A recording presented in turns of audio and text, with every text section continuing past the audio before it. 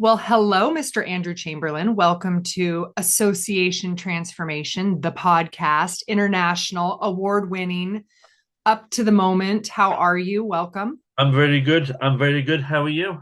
How are you? Are I'm you, great. you know, are you in? You asked me before we press record if I was in mourning. Are you? Because I know Am America. I in mourning for I know, your Queen yeah, Elizabeth? I know how much Americans love the Queen, loved the Queen, and how much you think the royal family is such a blessing for us, but not for you. So I just wondered You know, how you feel.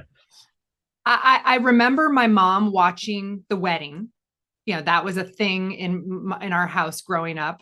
But I guess I just never really bought into it. I was reading an article about how these tchotchkes and souvenirs and memorial gifts with the queen on them are going to be worth something Yes, I someday. read that. And I read that. That the sales are I through the roof. Yeah, I read that. I missed the boat. I mean, what I see in her, I look to her with great respect and as a leader. I mean, she was amazing at not ever giving away her own emotion or her own motives. And I always think as an association leader, I want to be respected and stoic and respectful of my role, but never make it about me. And she Uh, seemed to have been great at that. I But love what I no, love what you I'm do. over it. Maybe I'm not being respectful I'm enough, but yeah, I'm over it. over it. I'm over it. But I love what you did there. I love that you somehow created a segue between a 70-year-old monarchy and association leadership. I I'm love. trying. That's why I'm here. I'm a professional. What can I say? Everything comes back to associations. Everything. It does. Associations are the I root mean, we cause. can learn. There's something to be learned that we can bring into the association space. I think in every aspect of life. I mean, I want to do a podcast on the new show House of the Dragon. I think there's a lot to learn from from some of the new TV and maybe even Ted Lasso. I think there's some Ted Lasso we could talk about. I could definitely do one around Game of Thrones. I've not seen the new Dragon one yet, but I could definitely. What? Not when I can't watch it and then wait a week. So I like to just wait for 10 weeks and then I'll watch Oh, everything in quick succession. Like I can't. It's really weird. I can wait the 10 weeks, but I can't wait a week between if I know what's going on. So, but I have just finished rewatching for the umpteenth time Game of Thrones. the So whole thing? the whole thing. So I could actually do a Wow. recorded one here about leadership in the association world, all based around. Wouldn't that be amazing? I think that should be our next session for the annual meeting next year. We should do a Game of Thrones, what we learned about leadership from Game of Thrones. Yeah, let's do. Do you know what? Yeah, I think that would be amazing. we are going to do it. We are because I But we want to. have to do it in costume, in costume. We're not doing that. We're not doing. Why? Come on. All of it. No way. No way am I rocking up. Where is it next year? Atlanta. There's no way am I. Well, not. It doesn't matter where it is. I'm not rocking up anyway, dressed as Come on. King of the North. I'm not doing that. No, but I Is love. that who you would be? Would you be Jon Snow? Is that your thing? Yeah, I kind of. Yeah, Oh, yeah. cliche. Cliche. Or maybe the Hound. Maybe more. Oh, I do like the Hound. I Yeah, do. Or Littlefinger. I mean, Littlefinger, when you talk about strategy, when you talk about leadership, I mean, oh my God, we're gonna do a whole. I just no. Okay, do a stop. whole This is not podcast what we're series talking on about this. today.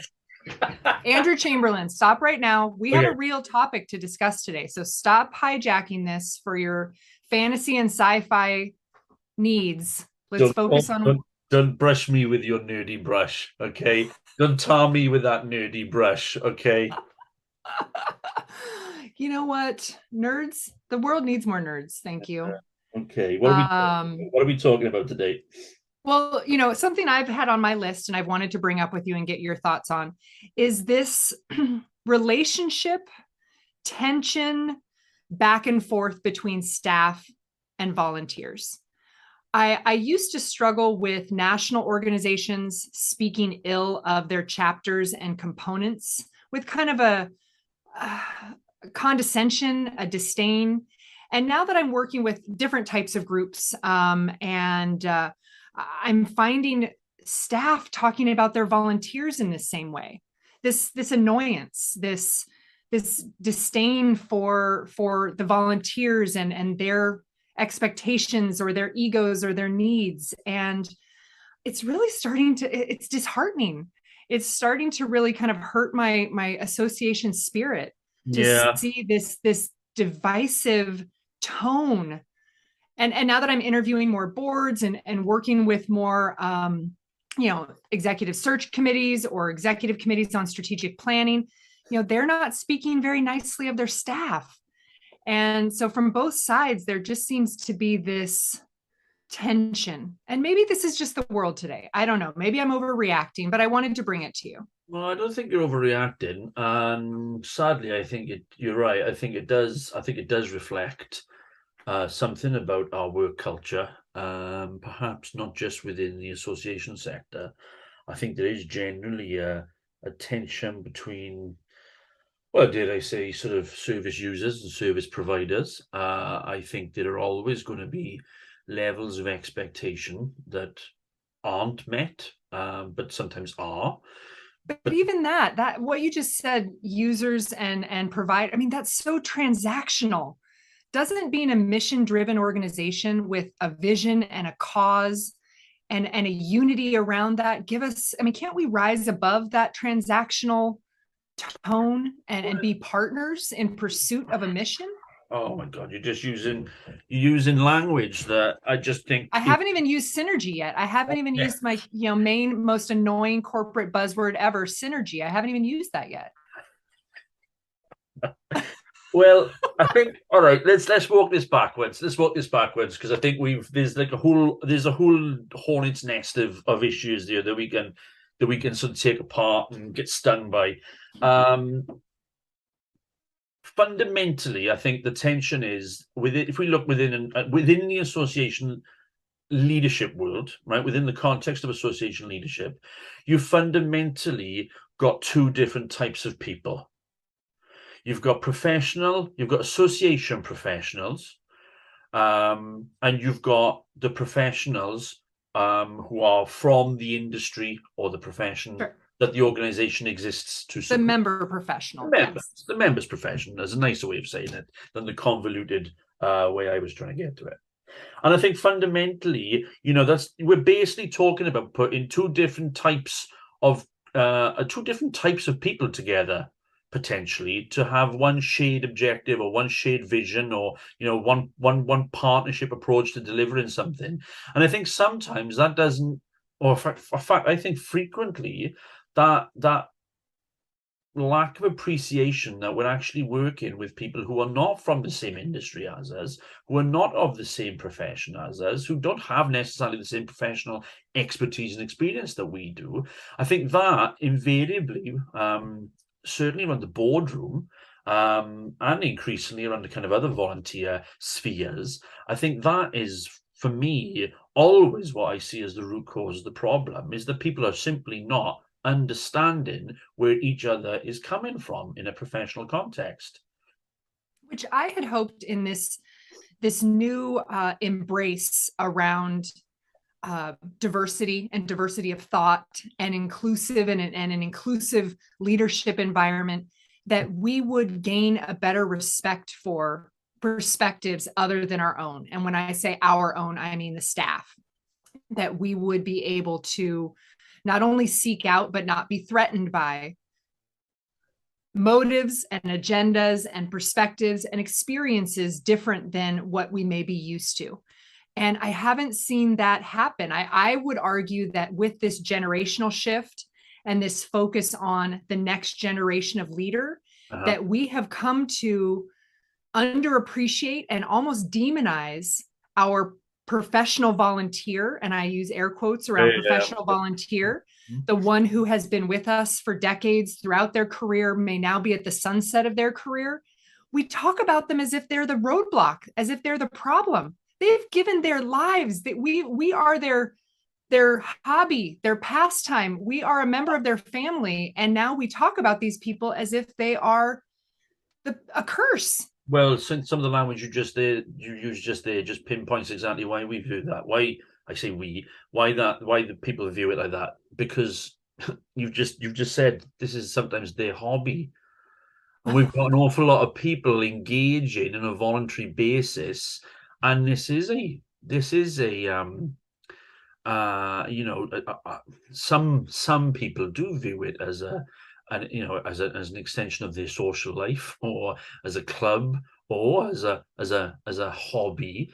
And it's very difficult when you're standing there as a professional, and a membership professional trying to run a business, irrespective, as I always say, whether it's profit or non-for-profit, to have people approaching the sort of the leadership of the organization in arguably quite an ad hoc, seemingly random way, is hugely frustrating, and deeply damaging. So I think that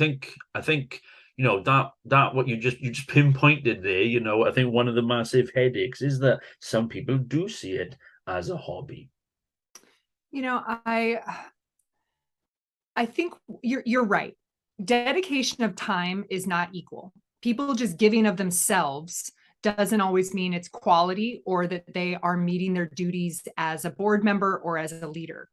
But I would argue, and maybe this is too black and white, that I don't know, I don't want this to be taken the wrong way. Well-behaved and trained dogs come from good owners.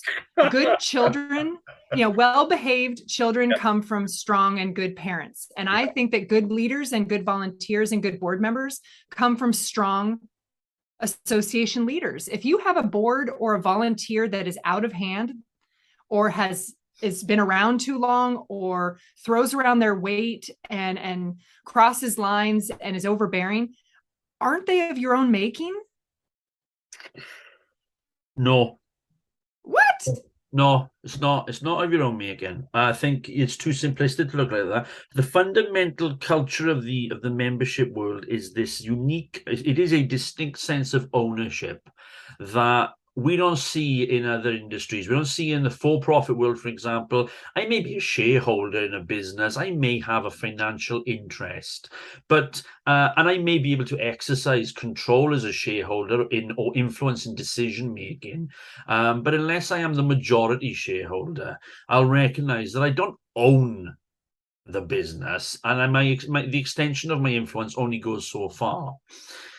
I think the culture within the membership world is distinct. It is unique because we have this prevailing sense of ownership that extends almost into every facet of an organization's operational activity. We see this time and time and time again. Members wanting to have insights, depths of insight into the workings of the organization that, quite frankly, they have no legal, regulatory, ethical, moral right or need to see, and yet the sense of ownership drives that kind of those demands. That's usually a reaction to them not being given what they want, what they think they need. This is what they want. Psychology. This is more psychology to me than it is orientation and financial reports and this and that. I think if you help your leaders, you give them what they need, you over answer, you set them up for success. And I don't mean this in a manipulative way. I mean this in an empowering way. Yeah. If you're not giving them what they need, they're going to scratch and tear and demand and poke and prod and get everything they need, whether you want to give it to them or not. But that's that divisiveness we're talking about. I think that's you're past the point of, the relationship is already broken at that point. Well, no, I don't agree with that either. I don't think it is broken if you've got to that point. I think, look, fundamentally, it's about people not understanding what each other wants, what each other needs, what each other does, where your kind of responsibilities lie, what the parameters are. People just don't understand. It's not necessarily articulated. As with every business, every industry, people just make assumptions. That's just human nature. Lots of second guessing, lots of filling gaps when there's a silence. It all happens in every walk of life, and I think that's what we see materialize in these board environments. But actually, I think arguably, it doesn't. It's okay if you've gone how you described that. Oh, you've gone past the point of no return. Arguably, if you're bumping up against one another and you're at loggerheads, I don't agree that's the case. All right, you're right. That's too dramatic. I reverse course on that statement. I think you can have a kind of conversation about, well, actually, do you even know what it is that I do? And I sat down with earlier this year. I ran a consultation exercise for a client, and one of the members I was engaging with, a member of the organization, said, well, what you don't understand, what you need to understand, Andrew, is that the staff in the office, the association people, they're not our professional peers. Now, and they don't know what it is that we do on a day-to-day basis. And I took it and I said, no, I think that's a fair point. I said, because you're right. You're out there doing the job, working in the industry that you work in. I'm trying really difficult my language here to make sure I don't want to, say who it is, but I'm sure it's familiar with listeners. And I said, that's a very fair. It's a fair point. It's a fair view of the world. You're right. I'm here working in an association capacity. I don't know the ins and outs, and so I lean on you as members, as volunteers. I need to lean on you to give me that professional context, so that I can then take that back to the development of the program and reflect it in what we deliver.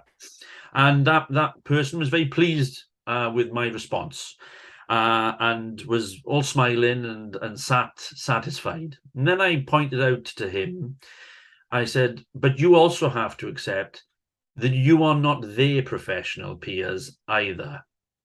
And he kind of he looked taken aback, because I said to him, you don't know what they do on a day-to-day basis either.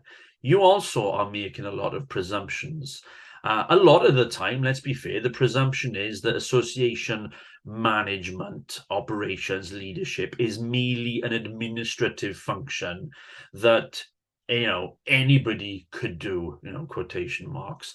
And when I pointed out to him that, and asked him, challenged him and said, tell me what it is that you think that they do on a day-to-day basis, he wasn't able to give me what I would consider a satisfactory answer. He wasn't able to describe to me what association management, leadership, operations is, because he couldn't relate to it, because it wasn't what he does. And I think once you kind of map that out for people on both sides, and once you're able to articulate to them that actually as volunteer leaders and as professional paid leaders of an organization, and that you are there to complement one another, not to compete with each other, but to complement, it becomes, I think, a much more comfortable area for people to work and for people to talk to one another and to challenge and question each other, to question each other's roles. I also think people worry that there's an assumption that they should know what is going on and what people are doing, and again, this goes back to that psychological safety net that we need to have in the boardroom, but also in the committee room, in the volunteer space, in the whole. We need to have that safety net that allows us to say, I actually don't have a clue what you do for a living. It'd be really helpful for you to tell me, and vice versa, for me to be able to say to members, look, hey, I understand membership, but I'll be damned if I know exactly what it is you do on a day-to-day, so help me understand. And I think those kind of conversations should what's the word, not deflect, diminish the impact of the tension, should diminish the tensions, I think also, however, that, I mentioned earlier on, you quite rightly pushed back at me and said, those are quite transactional relationships, that you're describing. But I think at the moment, these are viewed as transactional relationships. Association staff are viewed as service providers for service users, rather than that kind of we're all mission driven, sitting on the same sort of the same fence, as it were. We're not, and I think again that's driven by the fact that we don't necessarily all talk to one another and understand how we fit together in the association system, if that makes sense. Whew, that was you okay? That was a lot. I wrote some notes. I've been listening this whole time. I have some questions. Well, I do know what I'm talking about sometimes, you see. Sometimes. No, this was nice. This was nice. And my biggest takeaway from what you had said was this concept of appreciation and a dual professional context, that we are peers and experts in different spaces, and is there an appreciation for what each other do, and that appreciation can only come from a knowledge, an understanding of what each other does. So if we here in Association Transformation, we want to focus on suggestions and solutions and give people real ideas for making the association world a better place. I am immediately going to board orientation, board onboarding, and how those things may change. Do you in the UK have something called, or a context for, a ride along? Do you know what a ride along is? Is that when you go in the back of a police car? Yeah. Yeah. No, we don't tend to do that, but I know what it is. Yeah. You're riding along on purpose, not because you're the bad guy in the back, but you're riding along to see the police see what they do, see how a night on patrol works. And yeah. I wonder, it would be so fun, especially in certain industries, if association staff could do a ride along, could do a half day or 1 day internship with their leaders within their professional context, just Yes. to gain that appreciation. Yes. And do the ride along with their chairperson in their daily life. And I don't know if vice versa would work out as well, but I think but I do think there's a strong argument for all members of your board to be rocking up at the annual meeting, the ASAE meeting, or an equivalent wherever you are in the world listening to this. We know that there are plenty of national and international association networks. And I think just to get a flavor of what it is that association professionals are talking about and are training on and are learning and are sharing with one another, I think that is an eye-opener for people for whom at the moment, I think you're either sitting arguably in complete mystery as to what is association management, operations, etc., or you are making some fatal assumptions about what it is, and I would argue they're usually quite derogatory. On both sides, going both directions. Yes. No, I'm not sure I agree in both directions. No, I don't. I'm not convinced that I ever viewed the profession, for the associations that I worked in, I never viewed the profession with derision. I never thought ill. Oh, no. Okay, I understand what you mean. No, you're right. I thought you meant the person. No. Oh, I've often thought ill of people I've worked with, and they've often probably thought ill of me. Absolutely. But again, that's because that communications was lacking, and we hadn't had that exchange of expectations, or as you rightly say, just hadn't shared that knowledge with one another. So I absolutely think that's a great idea. Kind of being exposed to the profession for whom the association exists is a brilliant idea. But I also think from our volunteers leaders perspective, getting, just being dipped into the association pool, as it were, will be a real benefit, I think, to individuals in how they work together. Well, I like the idea of introducing, I found some executive directors, chief staff executives, keep the board very close. Yeah. They don't like staff communicating directly with the board. They want to be the one voice speaking to the board. And in this context of educating the leadership and the volunteers around what staff do and who they are and how they're working on their behalf, increasing that understanding and awareness. I'm thinking about board orientation. I like introducing them to the staff. I like them understanding staff and spotlighting the staff and what they do, so that there is a greater appreciation for association management and expertise as a dedicated profession. And I think what you described there is also, I think that very much links to then how an association internally defines leadership. I think if you are keeping the board at arm's length at every level on everything, then that suggests to me the board isn't really fulfilling an adequate leadership function. And so I agree absolutely. I think you need to make sure that all members of the board are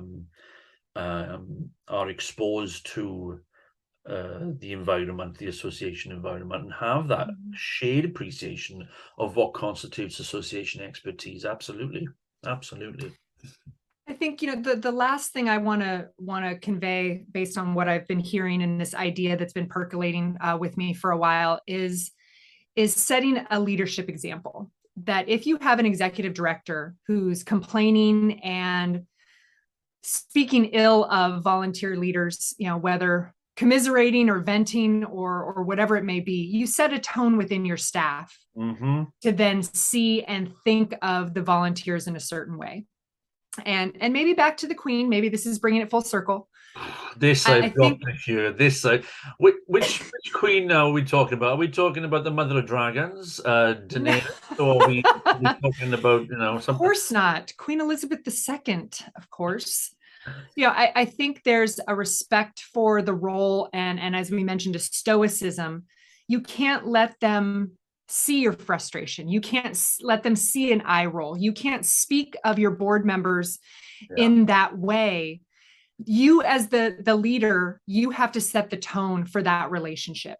That's a partnership, that is the protected relationship, that we do work for them. This is their organization.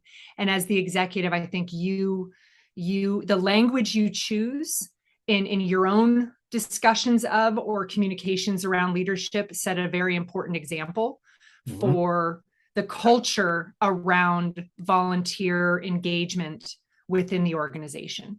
And how you then manage when you hear staff having an inappropriate tone or speaking ill of volunteer leaders. There's just a lot of complaining. There's just a lot of they're doing this, they won't go away. I had someone say to me the other day, we plaque them and whack them. We give them their gavel or we give them their little certificate and we get them out of there. And it was funny, but I was horrified at the same time. But I think that is because there is this. I think there is this culture where we are failing to recognise that it's that volunteers and staff are there to complement one another, and I think that they're not there to.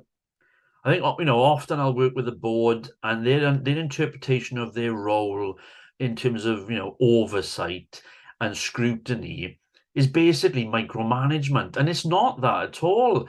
They don't, and then they fail to fulfill the role that the staff need them to fulfill, and you get into this quagmire of them and us, and we are servile, and they are and it becomes this really messy, disgruntled group of people, or none of whom are really properly communicating, and none of whom have actually just articulated in black and white, this is our job, this is your job, and together we combine to be a successful system. And I think, again, I say this a lot to teams when I work with, I know nobody wants to be a cog in the machine. I get it. I am not just a number. But we are all still part of a bigger system. And I think we have to understand that. And as soon as the system begins to seize up somewhere, it has impacts elsewhere. And I think, that lack of appreciation of what each of us do and how each of us contributes to the bigger system of the association is fundamentally because we're just not talking to one another. And then you've got a question, well, why are we not talking to one another in a constructive way? And then you get into that world once again of, well, where is the psychological safety net? What is the culture of trust? where is the honesty in our relationships and how we work together, and so I think how you've described, and I recognize it myself, and I openly admit I was guilty often of raising my eyebrows and complaining about my chair or my deputy chair or whoever in front of the team, and it didn't do anybody any favors. And ultimately, it points to some much bigger problems. All of those issues, if we are not able to talk to one another, it's pointing to a much, much bigger issue. And so if there is tension there, that's an alarm bell for me that needs really looking at in some detail. So my favorite word, and it was even more enjoyable with your accent, was quagmire. I think this is the title for the pod, the quagmire of the staff volunteer relationship. Quagmire is the theme, the word of the day. If this was Sesame Street, we would spell it on the screen, quagmire. But if we're looking to give listeners a takeaway here, I think there's a progression. Yeah. And you have to start with those defined roles. You have to start with a clear understanding of, some people call it your swim lane, your jurisdiction, your charge. And that's both the staff side and the volunteer leader side. You then move from that shared foundation to a greater understanding, to communication. Mm-hmm. That then moves you into a place of appreciation. And ultimately, you use the term culture of trust. To me, that's the fruits of your labor. That's the ideal end state, mm-hmm. is that culture of trust, which comes from those defined and clear expectations, the communication and the conversation around who's doing what, which feeds and delivers an appreciation for. I think there's kind of a process here. You can't just jump in and expect appreciation. You have to have laid the groundwork. You're not going to get a culture of trust if you're speaking ill of your volunteers in front of your staff, if you're not, mm-hmm. if you're making assumptions. Yep. So it's a holistic cycle that has to be adhered to, has to be invested in. You're not going to get the end result without that, the investment along the journey towards that culture of trust. Can you just say quagmire one more time?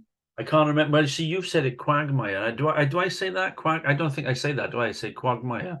Is my A too heavy? Okay. I don't know. No, I can only hear it and how you said it. I'm gonna have to listen back to this now. And sorry, I know my American nasally tone is distracting. But anyway, look, winter is coming. We've got stop.